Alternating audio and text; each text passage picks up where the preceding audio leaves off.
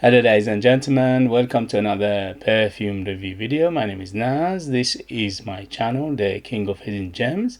I try to bring to your attention fragrances are usually very good value for money. They smell good, they're usually under the radar, not many people talk about them. I think at least you should do your research, try them for yourself and see if they're any good to you. So in this video I have another update for you, and this is the brand John Richmond. John Richmond is a British designer brand from United Kingdom, and they've been around for quite a while, around 40 years or so in terms of their clothings. By the way, their clothings are on the edge, on the artistic side, on the Gothic, rock and roll, metal and things like that, and they are quite quirky. They are very well known in the United Kingdom, and they are especially well known between people who are into this kind of clothings. They started to venture into perfumes around 20 years ago, and they don't have that many perfumes in their lineup. They have around maybe 10 for ladies, 10 for men altogether, and for the price I paid, they smell great. I unboxed and reviewed few fragrances from them before, and for the price they are quite impressive. This one in particular is called John Richmond Black Metal Eau de Parfum, or EDP 100ml. There are two versions of this. There is one EDP and one EDT. So the EDT one I haven't smelled. This one I unboxed, and now I'm giving you the update. So this one retails for £75, and even for that price this is a very good fragrance, although you can easily find it discounted here and there. If you Google it, see if it comes up in your country, in your area, and how much it goes for. I paid around under £40 for this beauty, and for that price this is a bargain. This in terms of presentation, first and foremost, very nice. As you can see, the black theme all over this bottle and box, which is represent the brand design and philosophy. Especially these spiky bits is representing that metal, punk, Mohican, Gothic design of this brand. And the bottle itself is very heavy, is very nice looking, is very good in the hand. Its attention to detail is nice. The atomizer is very good. So overall the presentation is very good, especially for the price. In terms of longevity, I'm happy to report back this is a very good performer. On my skin went easily over 8 hours. On t-shirt and materials goes easily over 10 hours. So very good performer. In terms of projection, I had about 2 to 3 hours of projection on arm length of projection for 2 to 3 hours, and after that slowly subside. But you always have a good almost a big bubble and a big cloud and a big trail. In terms of performance, excellent, very good performer. In terms of season, this is better suited for cooler weather, but because it has some freshness to it, you can use it all year round. The only thing is, if it's in the middle of summer and it's very high heat, it could be a little bit on the cloying side. So I would suggest better suited for winter, autumn and spring. In terms of age, this is quite on the mature side. I would say 25 and older to be on the safe side, because it's got some complexity to this fragrance. The theme of this perfume is, as the bottle suggests, is on the Gothic, on the punk, rock and roll, metal and things like that. So it is a little bit on the mature side as well. Although if you're a young person and you like this kind of fragrances, this is only a recommendation. In terms of occasion, this is very opulent. So it's very nice for going out, for evening, for formal occasion, for close encounter, for dating, for going to club, for going to out for evening and things like that. Very opulent and very quite on the sensual side as well. And in terms of gender, this is bang in the middle unisex. Easily men and women can wear it. the smell of this perfume, the DNA of this perfume is in a way that it doesn't have gender whatsoever, so anybody can wear it easily. So this perfume reminds me of quite well-known perfume in the fragrance community, and that is John Varvatos Dark Rebel. That perfume I reviewed, and I have a review of it in my my channel. If you are interested, you can go and check that one out. A few years ago it was discontinued, unfortunately. The only problem with that one was it was a beautiful perfume, very artistic perfume. The only thing, it lacked the performance, and this one, it makes up for it. So the performance on this is excellent. So if you are a fan of John Varvatos Artisan Dark Rebel, and obviously you can't find it these days, or if you find it, it's very expensive because it's been discontinued, and you are looking for an alternative, this is a super good alternative for it, because not only it smells very similar to it, in terms of performance it's much better than John Varvatos Artisan Dark Rebel. I had a bottle of it, I sold it a few years ago, and I remember that perfume was beautiful, and in my reviews, I said this is a 10 out of 10 perfume in terms of smell and in terms of perfumery, but in terms of performance it lacked. It didn't last that long, maybe 3-4 hours if you were lucky. So this one is like the better version of John Varvatos Artisan Dark Rebel, and on its own, if you forget about that one, on its own, this is a beautiful perfume. As you can tell, I'm a very big fan of this perfume already. So let's get into the smell of it. So the smell of this perfume, if you want a short and a gist of it, this is a dark, mysterious, smoky, earthy, leathery, spicy, and a little bit of floral perfume. This perfume is a very the name black metal is a very good name for it, plus the bottle is a very good representation of the smell.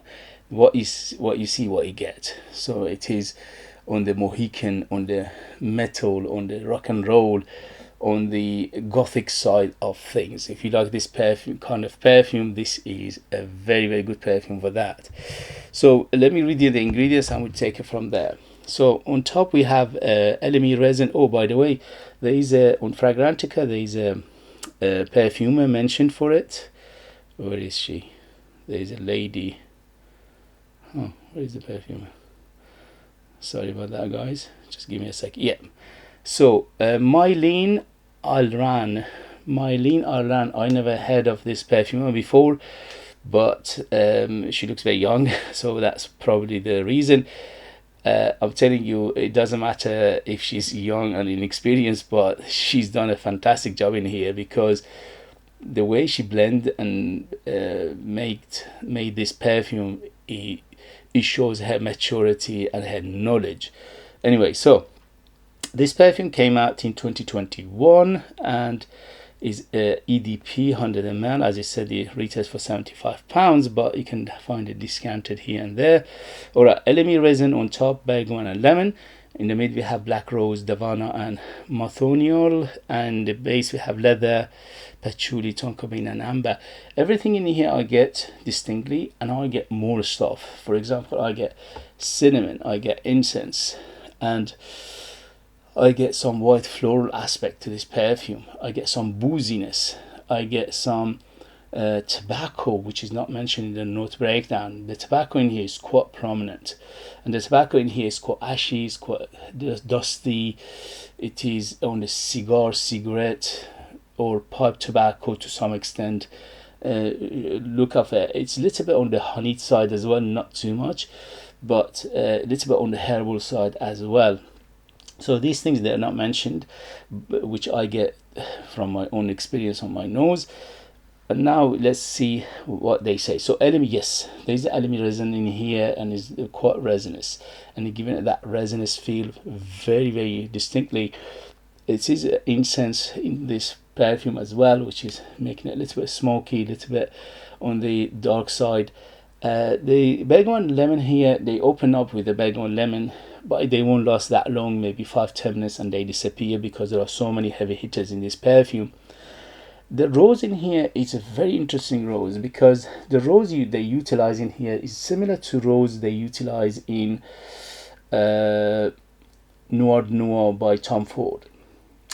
It's nothing to do with Tom Ford Noir de Noir, don't get me wrong. As I said, this is very similar to Artisan, John Varvatos Artisan Dark Rebel, very close to that one, probably around 90% plus, too close to that one. But it's got some similarity to Noir de Noir by Tom Ford. I would say around maybe 50% similarity to that one, especially the rose patchouli combo in here is very reminiscent of the Noir de Noir by Tom Ford. So if you like Noir de Noir by Tom Ford, probably you like this, because this is even more complex than the Noir de Noir. Because Noir de Noir, as much as I love Noir de Noir, it is a little bit on the simple side of things, because it doesn't have that many facets. It's a very straightforward rose patchouli perfume, majority of it.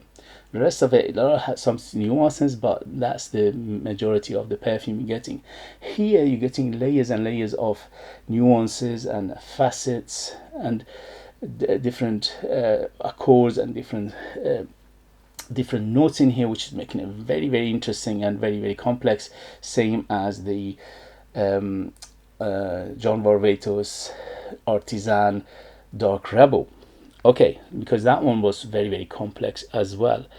Yeah, the black rose in here is quite a correct description for this rose. It's very dark, it's quite jammy, it is quite heavy. Basically it looks like when you go to a funeral and you see those dark red roses that they use in the funerals, smells like that. I'm not saying it smells like funeral, don't get me wrong, but it just it reminded me of those roses. So the rose in here is a dark red it goes towards black, so it is very dark rose in here, and the rose in here is giving it that beautiful mysterious feel to it overall. The rose and patchouli in here are working very well. The Vanna here is mainly a supportive role rather than a big player. It supports the rose very well. It lifts the rose and let the rose shine on top and makes the mantelpiece of this perfume. Overall, this perfume, although it is quite floral, but it's not overly floral. So if you are a man and you're thinking, oh, there are some floral aspect to this perfume, don't worry about it, because there are so many other players which are much bigger than the floral aspect. The floral is the secondary and it goes to the background. So the leather in here is quite rugged, and it is dark leather, rugged, and a little bit on the animalic side as well. The animalicness of this perfume mainly coming from the leather accord and also the patchouli. The patchouli is the variety of the chocolatey, earthy, dark patchouli kind of patchouli they utilize in this one. And also the tonka bean adds to the darkness of this perfume. The tonka bean in here is very nutty, very earthy, and also sweet and dark, so you're giving it even another darkness dimension of the darkness. And the amber in here is very deep and dense and sticky amber. It's very gooey, it's very sticky, it's very deep, it's very dense, so you need to like this kind of amber to enjoy it. As I mentioned earlier, there are many nuances I get from this perfume which they're not mentioning in the notes breakdown. One of them, which is very strong, is the tobacco. Another one is the booziness. Another one is the dusty and smokiness of this perfume. What else? Yeah, so there is a little of green camphorous feel to it as well. Camphorous plus balsamic feel. The balsamicness is in here is quite strong as well. So if you like what I described, this is a beautiful perfume, especially for a price. The perfumer has done a super job in here. Beautiful perfume, very well done, very well blended, very well put together. The performance is excellent. The smell is very good, although this is not everybody's cup of tea. You need to know what you like and what you dislike. If you like Gothic, if you like rock and roll, if you like metal, if you like Mohican, if you like this kind of punk, if you like this kind of themes, most likely will love this. If you don't like this kind of themes, most likely you won't like this. So what I get overall, there's a big aromatic feel to this perfume, which is mainly coming from a little bit of lavender in here, which again is not in the note breakdown. Again, the leather is by far is the darkest and the biggest player in the base, which is giving it that rugged animalic feel. Animalicness in here is not overly done, it's a hint of animalicness in here. Overall, if I don't mention it, probably you won't notice it. But for I'm saying these things because I review perfumes and I have to mention these things, because on some people's skin the animalicness might be exaggerated, in some people's skin the animalicness might be not even there. So it depends on your skin chemistry, or it depends on your nose, what you're picking up. The rose in here, as I said, is a dark red towards black rose, and it's very very dominant as well, and it is beautiful and giving it that gothic feel overall to it. There is a balsamicness feel to it definitely, and also camphousness, and also smokiness and dustiness, and a little bit of powderiness as well. The amber in here is very deep and dense and sticky amber, so you need to like you this kind of amber. The patchouli is by far the biggest player. There are three big players in this perfume. One is patchouli, one is rose, and one is the what is patchouli, rose, and the tonka bean. These three are by far the biggest player, and also the leather. These four, so the leather, the tonka bean, the patchouli, and the rose, these four are big players in this perfume. Everything else is nuances and facets.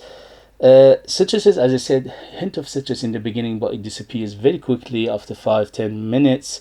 And floral, yes, there is a white floral aspect to this perfume, there is a lavender, but by far the biggest player is the rose. But again, the rose is a secondary player, it's not a huge player. This perfume, in terms of the ranking of the the players and the notes and the accord in this perfume. Hint of animalicness overall to it, not too much, and very warm and spiciness, which is cinnamon and nutmeg. Yeah, there is definitely a cinnamon and nutmeg aspect to this perfume again, which they're not mentioning in the note breakdown, which I pick up with my nose and my experience. So if you like what I described, if you like it very complex, very deep, very mysterious, very it smells like you cannot work it out what this is, and a very very intriguing perfume, dark perfume, smoky, earthy, leathery, and little bit of animalicness in here, little bit of dark rose in here, and the patchouli by far is one of the biggest player. The patchouli is very earthy and sticky, and also leafy and earthy and chocolatey as well. So this is, to my nose, one of the best perfumes I smelled for a long time, in terms of complexity, in terms of being very very well done. As I said, if you like John Varvatos Artisan Dark Rebel or Noir de Noir, very reminiscent of the Dark Rebel first. The Noir de Noir comes second, but the Noir de Noir is maybe around 50% similarity to this one. Okay, so if you like those two, you'll love this. If you don't like those two, probably this is not for you. As I said, this is a particular taste. Probably I would say maybe majority of people, maybe this one is too much for them.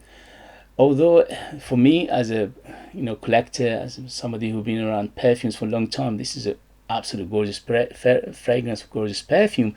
But I understand that it's not going to be everybody's taste, and that is one of the things we have to mention when we review the perfumes. As much as I love this perfume, I have to mention these things as well.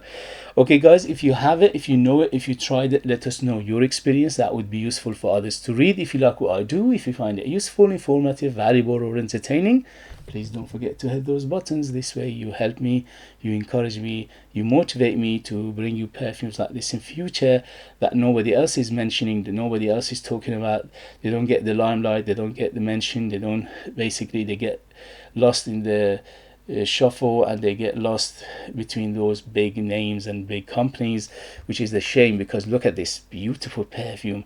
If this had a big name, it would have been £150 plus, and people would have said this is the best thing since Adam and Eve.